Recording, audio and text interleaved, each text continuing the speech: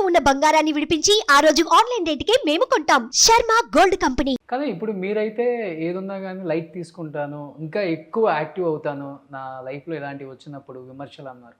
But ఇంట్లో madam ఎలా feel అవుతారు? ఇంతకుముందు తను వీక్ ఉండేది, ఉమ్, భయంకరమైన స్ట్రాంగ్ అయిపోయింది.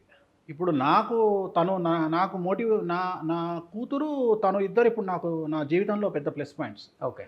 నన్ను చెరవ దగ్గర నుండి కౌన్సిలింగ్ ఇస్తాను, నేనే కౌన్సిలింగ్ ఇస్తాను. పొద్దున్న లేస్తే ఎమ్మెల్యేలకు మినిస్టర్లకు నేనే ఫోన్ చేసి హీరోయిన్లకు, డిప్రెషన్లోకి పోయిన హీరోలకు కౌన్సిలింగ్ ఇస్తాను. ఉమ్, సినిమా ఫెయిల్ అయిన హీరోలు ఏంది స్వామి ఉంటామా పోతామా అంటే ఏం కాదు రైట్ తీసుకోండి అని చెప్పి కౌన్సిలింగ్ ఇస్తాను.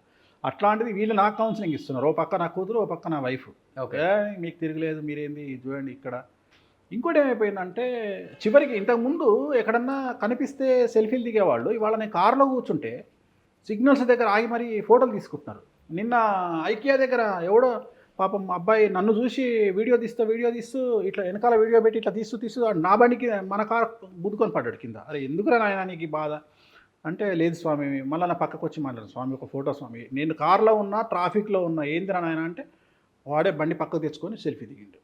అంటే నన్ను ట్రోలర్స్ ఆ లెవెల్కి తీసుకొచ్చారు. ఇంతకంటే నా వెంకటేశ్వర స్వామికి నేను దండం పెట్టుకునేది ఏముంటుంది? ఒక మనిషికి, ప్రతి ఒక్క మనిషి కోరుకునేది స్టేటసే కదా. ఇవాళ నువ్వు వచ్చి నా దగ్గరకు వస్తున్నావు అంటే, నా సెక్యూరిటీతో ఫోటో దిగిండ్రంటే ఏదో జన్మల పుణ్యం నువ్వు చేసుకున్నది ఇవాళ నువ్వు ఈ స్టేజ్లో ఉన్నావు అంటే. అంటే భూమి బద్దలైపోయిందిరా అన్నా కానీ వేణుస్వామి ప్రొడిక్షన్ ఏంటో చూసొద్దాం రండి అని వచ్చే వాళ్ళే ఉంటారు ఇక్కడికి.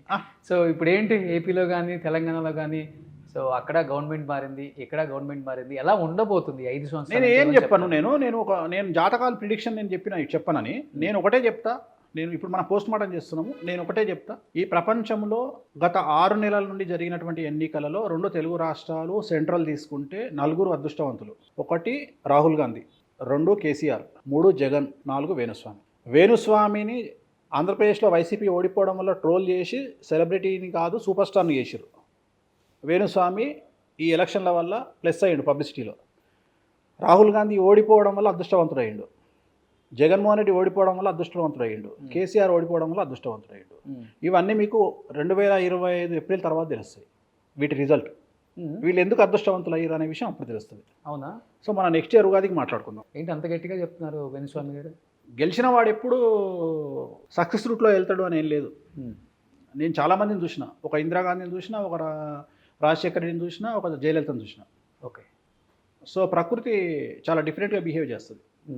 సో ఏమవుతుంది అనేది నెక్స్ట్ ఇయర్ చూద్దాం. ఎందుకంటే గురువు ఈ ఇయర్ మారిండు జూన్ ఫస్ట్కు మారిన తర్వాత చాలా సంఘటనలు జరిగినాయి కేంద్రంలో, రాష్ట్రాల్లో. మళ్ళీ నెక్స్ట్ ఇయర్ జూన్ 1కు మళ్ళీ గురువు మారుతూ ఉన్నాడు, మిథున రాశికి వస్తూ ఉన్నాడు. సో మిథున రాశికి వచ్చిన తర్వాత చాలా సంఘటనలు జరుగుతాయి. ఓకే. సో ఖచ్చితంగా చాలా చాలా ఉంటాయి. సో వాటిని మనం అప్పుడు మాట్లాడదాం. ఇప్పుడు నేను బ్రేక్ ఇచ్చిన కదా, చిన్న బ్రేక్ ఇచ్చిన. సో సెలబ్రిటీ జాతకాలకు సో కొన్ని జరిగేది ఉంది, అందుకని మనం చెప్పట్లేదా సెలబ్రిటీ జాతకాలు ఇప్పుడు? సోషల్ మీడియాలో చెప్పట్లేదు, ఓకే, డైరెక్ట్గా వాళ్ళకే చెప్తున్నా. ఇంతకుముందు పొలిటికల్ ప్రిడిక్షన్స్, క్రికెట్ ప్రిడిక్షన్ చెప్పేవాడిని, ఇప్పుడు చెప్పట్లా. ఎందుకు చెప్పట్లేదు అంటే బెట్టింగ్ కారణంగా చెప్పొద్దు అనుకుంటున్నాను.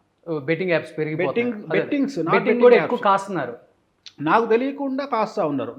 మన జాతకానికి వచ్చిన తర్వాత స్వామి మిమ్మల్ని నమ్ముకొని ₹1,00,000 కాశాను స్వామి, మీకే చెప్పారు వైసీపీ మీద ఓడిపోయాను స్వామి అంటే కళ్ళలో నీళ్ళు వచ్చినాయి. అరే నీ లెవ్వలేందిరా, నెలకు నీ 6,000 జీతం రా నీది, నువ్వు వాచ్మెన్, నువ్వు ఎక్కడో కాకినాడలో నువ్వు ₹1,00,000 కాయడం ఏంది అంటే రియలైజేషన్ వచ్చింది. ఓహో నాకు తెలియకుండా నన్ను నమ్ముకొని నా జాతకాలని నమ్ముకొని ఇంతమంది డబ్బులు కడుతున్నారా, ఇంతమంది నాశనం అయిపోతున్నారా అంటే ఇండైరెక్ట్గా నేను ఇంతమందిని ఎఫెక్ట్ చేస్తున్నానా అని ఫీల్ అయ్యి ఇంక ఇప్పటి నుండి లైఫ్లో రాజకీయపరమైన ప్రిడిక్షన్స్ కానీ క్రికెట్ ప్రిడిక్షన్స్ కానీ చెప్పను. కేవలం ప్రజల్ని మీ మైండ్లో పెట్టుకొని అంతే. అది మన వల్ల ఇబ్బంది పడకూడదు, మన వల్ల ఇబ్బందులు పడద్దు, ఆర్థికంగా నష్టపోవద్దు అని చెంపలేసుకొని మరి ఆ రోజు వీడియో రిలీజ్ చేయడానికి కారణం అదే. ఎలక్షన్ రోజు ఉదయం 11:10 వీడియో రిలీజ్ చేసి ఎలక్షన్ రిజల్ట్ రోజు ఇక మీదట ఈ జాతకాలు చెప్పను సోషల్ మీడియాలో అని చెప్పడానికి కారణం అదే. దాన్ని ఇంకోలా తీసుకెళ్లారు. అది వాళ్ళు ఎట్లా తీసుకున్నారు అది అలవాటు, నాకు అనవసరం. నేను చెప్పిన కారణం అయితే అది. నేను చెప్పిన ఒక హీరోయిన్ తండ్రిని తీసుకుపోయి జైలు వేసారు వేరే రాష్ట్రంలో. ఇవాళ మన తెలుగు మీడియాకి ఇన్ఫర్మేషన్ లేదు, మన సోషల్ మీడియాకి ఇన్ఫర్మేషన్ లేదు. ఇక మరి తెలియదు కాబట్టి నేను శుద్ధపూసని అనుకుంటే ఎట్లయితుంది? ఇవాళ కాకుండా రేపన బయటకు వస్తుంది కదా. నేను రకుల్ ప్రీత్ సింగ్ పెద్ద ప్రాబ్లం వస్తుందని చెప్పిన, ఇవాళ వాళ్ళ హస్బెండ్ 500 కోట్లు నష్టపోయాడు జాకీ బగ్నాని. నాకు తెలిసి ఇంకొక 6 నెలల్లో విడాకులు తీసుకుంటారు. తీసుకున్న తర్వాత వీళ్ళతో చెప్పుతో కొట్టినట్టే కదా, వీళ్ళను నా ట్రోలర్స్ని చెప్పుతో కొట్టినట్టే కదా. రేపు కేటీఆర్ జైలుకు పోతే వీళ్ళని చెప్పుతో కొట్టినట్టే కదా. సో నేను చెప్పిన చెప్తున్నా కదా అన్నీ జరుగుతాయి, అందుకని ఇప్పుడు ఏం మాట్లాడట్లా. జరిగినప్పుడు వీళ్ళకు వీళ్ళే సిగ్గుతో తలంచుకోవాలా. నేను అనేది అది. వీళ్ళు ట్రోల్ చేయడం వల్ల నాకు ఒరిగేది ఏం లేదు నష్టం, వాళ్ళకే సిగ్గు రావాలా. నేను అనేది అది. మంచి చెప్పినప్పుడు ఇప్పుడు కవిత జైలుకు పోతుంది అని మనం మాట్లాడుకున్నాం. మరి ఆ రోజు నాకేమైనా కిరీటం పెట్టిరా వీళ్ళు? సోషల్ మీడియాలో చెప్పిన కిరీటం పెట్టిరా? గజ్వేల్లో ఈటల రాజేందర్ ఓడిపోతాడు, కేసీఆర్ గెలుస్తాడు అని డైరెక్ట్గా చెప్పిన. వీళ్ళు ఏమైనా కిరీటం పెట్టిరా? ఇట్లాంటివి నా దగ్గర 40-50 ప్రిడిక్షన్లు ఉన్నాయి. 50 ప్రిడిక్షన్లలో 49 సక్సెస్ అయినా. మరి అప్పుడు ఒక్కడు కూడా వచ్చి నా వెన్ను తట్టలేదే. ఇవాళ వచ్చి మీరు విమర్శిస్తే నేను ఎందుకు ఫీల్ అవుతా? మీతో సంబంధమే ఉంది నాకు. మీరు ఎట్లాగో జీవితంలో నా దగ్గరికి రారు, జ్యోతిష్యం చెప్పించుకోరు. మీరు ట్రోల్ చేస్తే నేను ఎందుకు ఫీల్ అవుతా? పెద్ద పెద్ద హీరోస్ కూడా మీ దగ్గరికి అందరూ వస్తారా గురూజీ? ఆల్మోస్ట్ ఆల్ ఈరోజు తోపులు, యంగెస్ట్ హీరోలలో ఆల్మోస్ట్ ఆల్ తోపులందరూ నా దగ్గరికి వచ్చిన వాళ్ళే. తోపులందరూ అట్లనే హీరోయిన్లు కూడా అందరు వచ్చిన వాళ్ళే. ఎందుకంటే నాకు 12 సంవత్సరాలు ఉన్నప్పుడు నేను ఇండస్ట్రీలోకి వచ్చిన. 2000 సినిమాలకు ముహూర్తాలు పెట్టాను నేను. అవును, నా ఫోటో చూస్తే తెలుస్తుంది. నగ్మా రామకృష్ణ మధ్యలో దిగిన ఫోటో 1991లో చూశాను కొన్నిసార్లు. సహజం, అంటే చూసి వచ్చినాం కదా. నేను 1000 సుఖాలు అనుభవించి వచ్చినోని కాదు, 1,00,000 కష్టాలు అనుభవించి వచ్చినోని. సో నాకు ఈ ట్రోలింగ్స్, మీరు డబ్బు కోసం ఈ ఫీల్డ్లోకి వచ్చారా? మంచి చేయడం కోసం 10 మందికి ప్యాషన్తో వచ్చిన, కసితో వచ్చిన.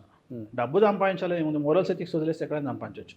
ప్రపంచంలో డబ్బు సంపాదించడం అంత ఈజీ ఇంకోటి. మగవాళ్ళకి కష్టం కదా మోరల్స్ ఎథిక్స్ తీసేసి సంపాదించడం. ఈజీ కాదు కదా అసలు. ఎవరికి? మగవాళ్ళకి. ఆడవాళ్ళకంటే మీరు అన్నట్లుగా ఎవరికైనా ఉద్యోగం చేయకపోతే డబ్బు సంపాదించడం చాలా ఈజీ.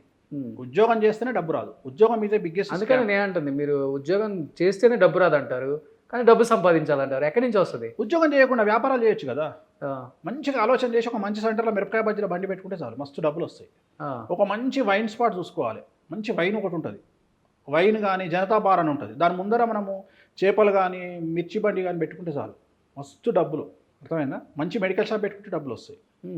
చాలా ఉన్నాయి డబ్బులు వచ్చేది. మీరు లిక్కర్ ఒకటి, విద్య ఒకటి, వైద్యం ఒకటి, ఫుడ్ ఒకటి, 4 డబ్బులకు సాగు ఉండదు ఎప్పుడు లైఫ్లో. గుర్తుపెట్టుకోండి. ఉద్యోగం చేస్తే ఏమైపోతుంది అంటే మనకు తెలియకుండా గాడిదలా కష్టం చేయడం అలవాటు అయిపోతుంది. అందుకని ఉద్యోగం చేయొద్దు.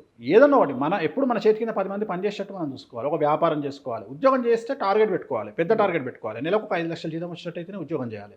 ఒక అమెరికాకి వెళ్ళి చిన్నప్పటి నుండి టార్గెట్ పెట్టుకోవాలి, అమెరికాకి వెళ్ళిపోవాలి. అమెరికాకి వెళ్ళిపోయి మళ్ళీ అది కూడా నెలకు 1,50,000 జీతం సంపాదిస్తే అమెరికాకు కూడా వేస్ట్. హైదరాబాద్లో మనం సంపాదించుకోవచ్చు, మిర్చిల బండి పెట్టుకొని సంపాదించుకోవచ్చు.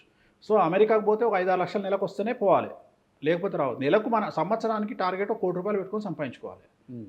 సుమన్ టీవీలో మీ పర్సనల్ అండ్ బిజినెస్ ప్రమోషన్స్ కోసం కింది నెంబర్కి కాంటాక్ట్ చేయండి.